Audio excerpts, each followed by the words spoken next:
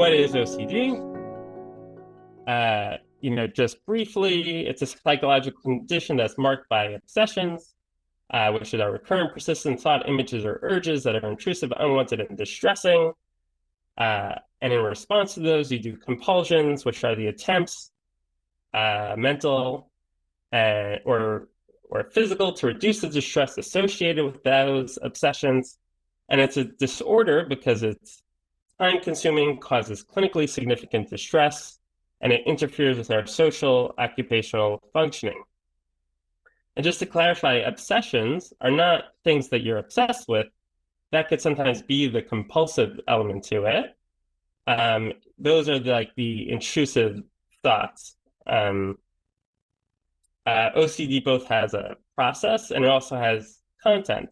The process is, that we'll discuss shortly, is, the cycle that it goes in, and the content is basically like the dressing of it.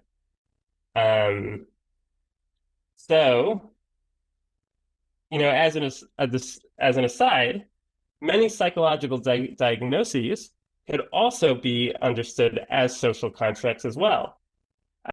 Take, for example, Asperger's, right? It was removed from the DSM, and what happened to it? Did it cease to exist because it's not there anymore? Right? So these are things that are based on, right? Some people say no, it's still a thing. Some people still identify as it versus a particular level of autism.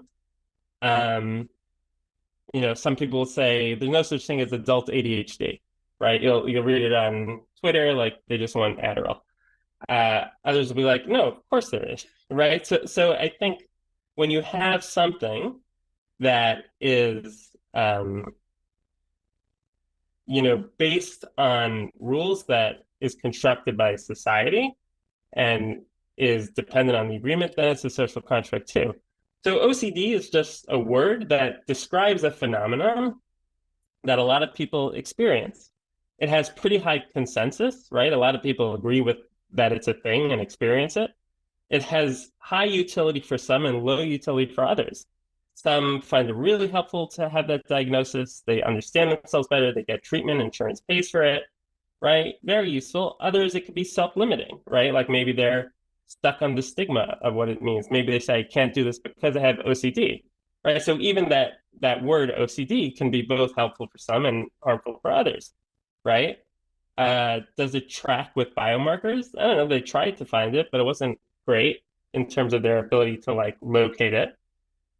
So I think that's important to take into account as we'll discuss what that is. OCD subtypes, right? So here it is. It looks like a menu of all the different types of OCD you can have. This is the Y box. It's from 2010. You have your aggressive obsessions, like fear you might harm someone. And each of these are associated with various compulsions, right? So the same obsession could have multiple compulsions to it. If I have fear of harming myself, maybe I will lock away all the knives in the room, right, to make sure I don't harm myself. And this could be someone without any kind of suicidality or anything like that. They want to live, right? But how do you know for sure you're not going to harm yourself? What's stopping you, right? So that's like an obsession. It's a scary thought, right? So some compulsions could be like, I'm going to, physical compulsion is like, I'm going to lock away all the knives to make absolutely sure I don't do it. A mental compulsion could be, I'm going to think about my day.